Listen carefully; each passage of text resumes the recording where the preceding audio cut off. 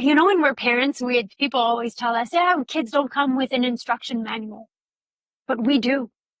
And I believe that it's our journey to figure out what's our instruction manual. So there's a page in our instruction manual that's called My Decision Strategy. The best decision in my life. What did I tell myself? How did I feel? And what did other people say? And there's a common element in there. So now I know that when that's there, that's the right.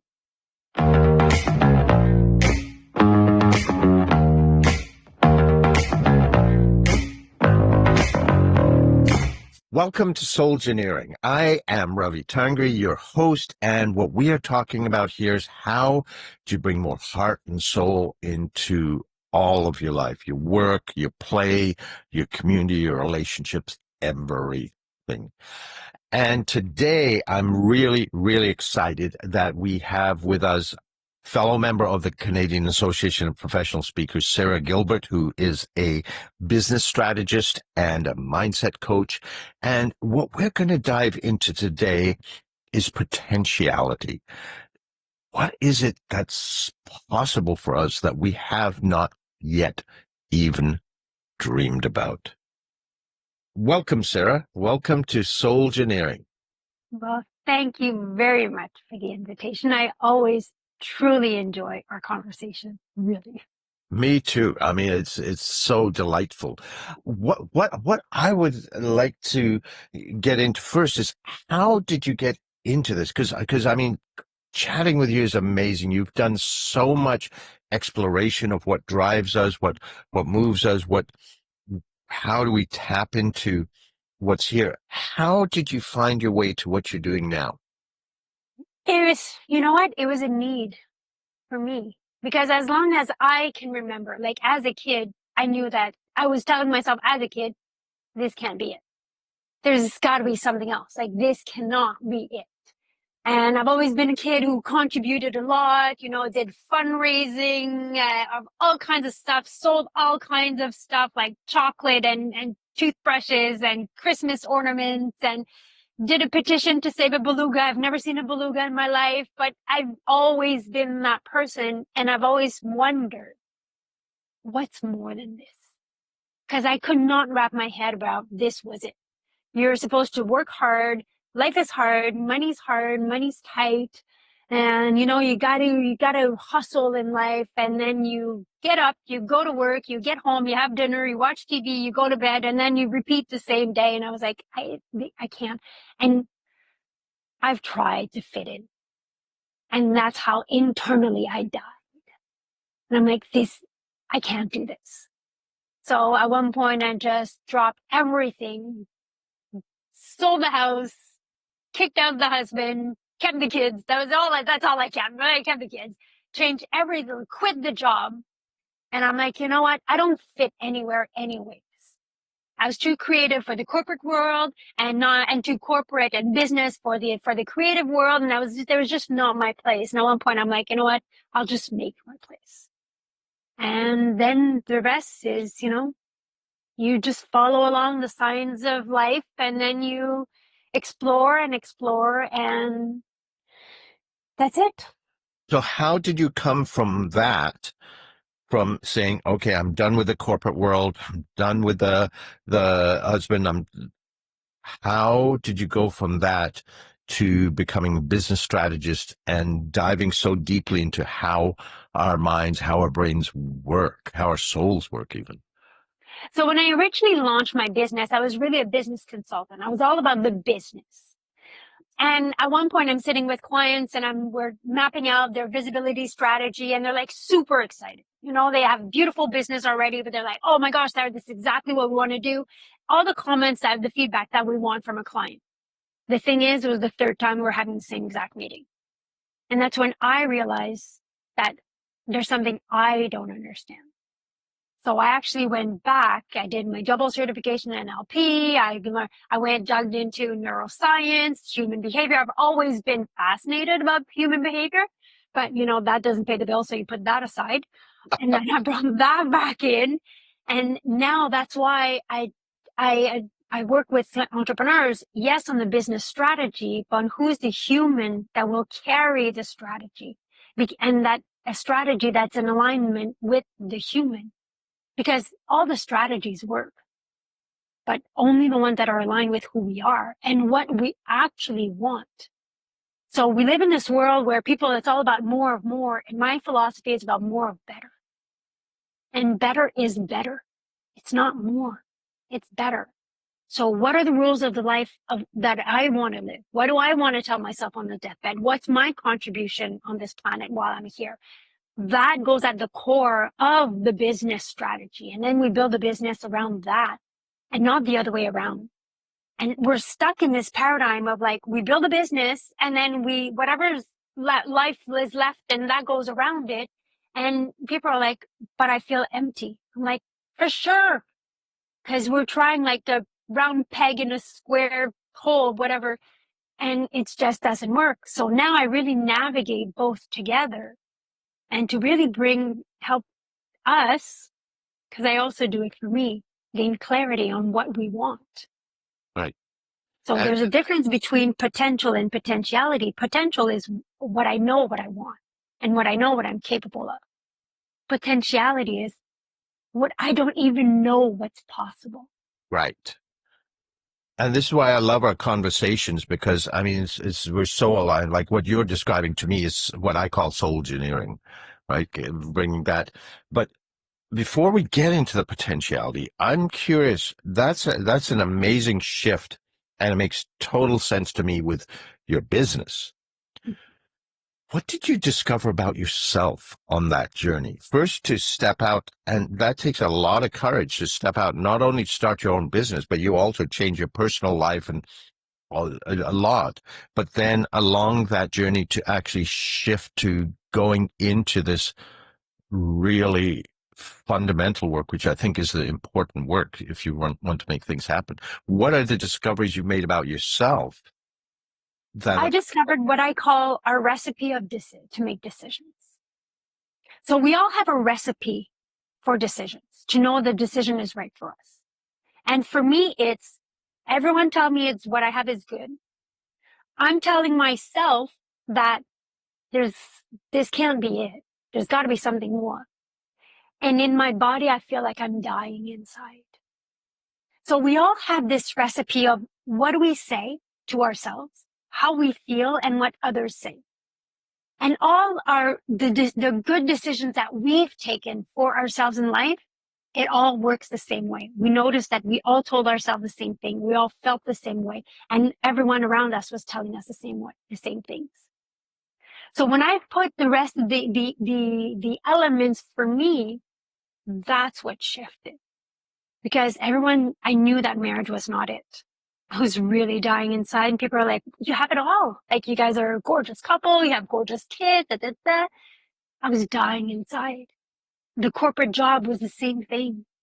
And even my business that I evolve and evolve and evolve, it's because at one point I feel that same thing. I know that there's more. I feel that I'm complete, and there's like, ugh. And people will tell me, yeah, but you have a great business. I'm like, okay, perfect. 1, 2, 3, check, check, check. I know the decision that I want to make is the right one. So when we're parents, people always tell us, yeah, kids don't come with an instruction manual, but we do. And I believe that it's our journey to figure out what's our instruction manual. So there's a page in our instruction manual that's called My Decision Strategy. The best decision in my life. What did I tell myself? How did I feel? And what did other people say? And there's a common elements in there. So now I know that when that's there, that's the right thing. okay? So I went back to that. So I understand that congruence. The only thing, though, if you can clarify for me, you said that they have to be saying the same things, but the other people in those examples were saying different things, because they were saying you had the great marriage, but you didn't feel it. They said you had the great job, but that wasn't in line with what you were feeling or what you were saying to yourself. So how did that get in line for you? So in my recipe, what they say and what I say and what I feel is not the same. Okay. Some clients, when they do their strategy, their recipe, their decisions recipe, people around them tell them it's the same. So that blueprint is unique to each one of us. It's not that I want more. It's that I'm dying inside. Right. My head tells me that there's something more, but so it's different for everyone. So our instruction manual is unique, Okay. So but there's commonalities. what keeps people from this? Because you know, I, I've been in consulting now 32 years. And when I started, people would talk about, oh, in 10 to 20 years, I'm going to retire. I'm going to do this and this. And then it started shifting where I'd go into the large bureaucratic organizations and people started saying, oh, I've only got 5 years until I get my package, or 10 years until I get they're dying, or they're dead, but they're hanging on to get the package and they're still not leaving. They're living. So what is it that keeps people there? And what is it that can help people move from that to say, no, there's a choice? Because I don't think those people see that there's a choice. They don't. So I have a process that I use in my business, but in my life, and it's CFA, clarity, focus, action. We live in a world where everyone's busy being busy because we don't have focus. And we don't have focus because we don't have clarity on what we want. So when we ask people, like, what do you want? We get either, I don't know, which means I do not want to have this conversation. That's like the exit of the highway. Like, I don't want to go there. I don't know. But when we stick with it, people will tell us one or two things: what they don't want and what they've done in the past. Right. That's where the conversation ends. So if I don't know what I want, I'll be busy being busy, but not doing anything. Right. So first gaining the clarity of what do I want? And that starts with the end in mind. Like everything that we do in life, we start with the end. We build a house, we know the square footage, the rooms, even the decor that we're going to have. We go on vacation, we know where we want to see. Everything that we do in life as a project, we build it as a project and with the end in mind, except life. So a question that I often ask is, what do you want to tell yourself on your deathbed? I think a lot of people, they have a blueprint maybe than when they got young that, okay, I'm going to get married, I'm going to have kids, I'm going to have the house and the picket fence and this. And they get that and it's like, this doesn't mean anything. And I think that was one of the blessings of the pandemic is a lot of people, when they were forced to live at home for a while and be isolated, they suddenly realized all the stuff they'd fought for doesn't really mean a lot. That's why you started having this great resignation afterwards. I think people realized this isn't worth it. Yeah, because there was less external noise. So people listen more to their internal voice. And in the busy being busy, we don't listen to our internal voice. We don't map out or decide, gain clarity on what do I want my life to be about? What do I want to contribute? Who do I want to be? What do I want to tell myself on my deathbed? What are my rules of the game called life? And people stick around because they have nothing to retire to. Right. So it's not about retiring from, it's retiring to. Because there's always another level of who do I want to be? Who do I want to become? What do I want my life to be about? So I have a theme for my life, and that's kind of my anchor of saying, okay, well, so my theme of my life is adventure. So do you know how many times I'm like, well, come on, girl, because, if your theme of your life is adventure, let's go. Let's do it. Press on the button, do the thing, stop that, say yes, say no.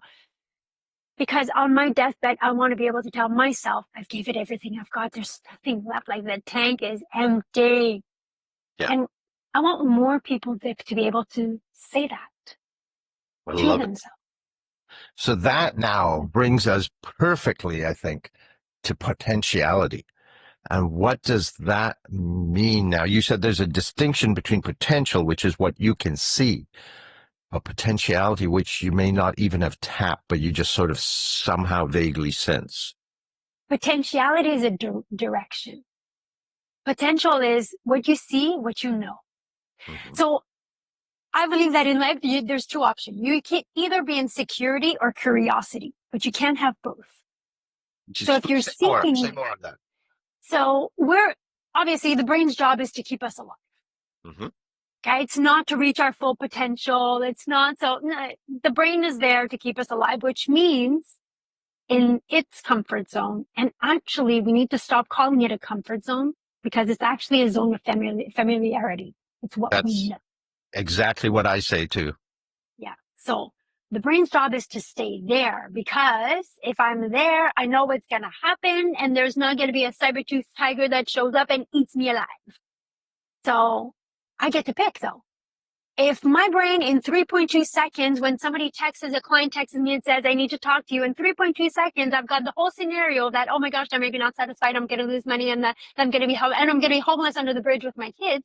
If my brain has that ability, my brain also has the ability to say, how good can it get? Yeah. So this is where intentionality, which is my second favorite word in the entire world, brings to us. And people are living in autopilot because it's secure, that need for security. But can I live with intentionality and decide what's the theme of my life? What's the contribution? What do I want to tell myself on my deathbed? What do I want others? What do I want my kids, others to say on my deathbed? And that becomes the anchor of, okay, that's a direction. Adventure means a lot of things. What exactly? I don't know, but I know it's a theme, so let's go. Right. So it's a direction. And from there, what we need is trust. Okay. And Tell me, trust in. trust, not trust in, trust. Trust that you'll figure out the solution. Trust that it will map out. Trust that you'll meet the right people at the right time. Trust that the money will come in when it needs to come in. Trust. Good. It's not about self-confidence. It's just trust. Mm-hmm. But you can't have trust and a need for security at the same time. So trust comes with non-attachment. So in the security and the safety, it's all about attachment and detachment. Right. And potentiality is about non-attachment. And that's distinct. We've chatted about this from detachment. Yes. Because detachment is just a negative attachment. You're pushing it away. You're pushing it away. I don't care about him. I don't care about that. I don't care if it doesn't work out. I didn't want it anyways. That's not true. Non-attachment is, that's what I desire. If it happens, great. If it doesn't happen, great. I'm still moving forward. Yeah. So, and when more of us can tap into that, when we allow ourselves to tap into that, we allow others to tap into that. So how can people start? Because it's so deep down, this, what you call potentiality. How can people start to discover what is in there? What's speaking to them? I often recommend to start by deciding what's the theme of your life.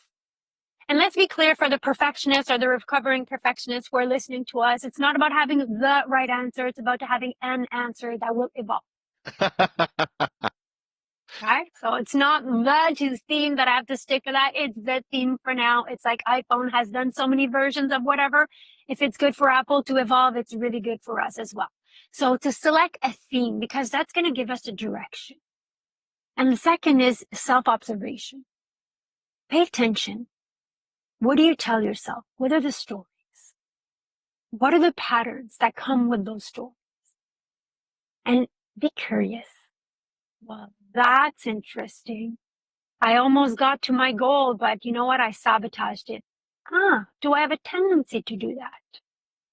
We want to bring the things that are unaware into awareness, because as long as it's in my blind spot, I can't do anything with it. When I know it, then I can be curious about it. Then I can laugh about it. And I can say, you know what? I did that again. That was interesting. And the more aware I become, the more intentional I become. Right. I'm saying, that's interesting. In the past, I would have procrastinated on this. And this time I just went for it. So I think there's a key here when you talk about being curious. What a lot of people I know do is they automatically go to beating themselves up, blame, guilt, and because I messed up and etc. So what do you think, what do you say to people who step into that? How can you step out of that trap? So there's two vortex the way that I see it, there's two vortex. There's a contraction vortex, and then there's an expansion vortex. Okay. When I'm in a downward vortex, this is where we seek security, we stay in fear, we stay in pattern. What if it doesn't work? Da, da, da, da. It's, and curiosity, which is my favorite word, brings us not from the downward spiral to the upward. It brings us from the downward to neutral. Okay. That's where the question comes in. What's the worst thing that can happen?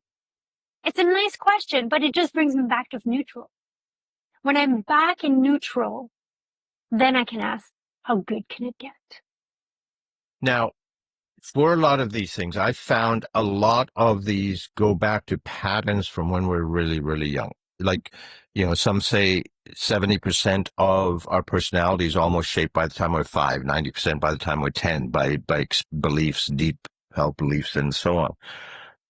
There is a line between coaching and counseling.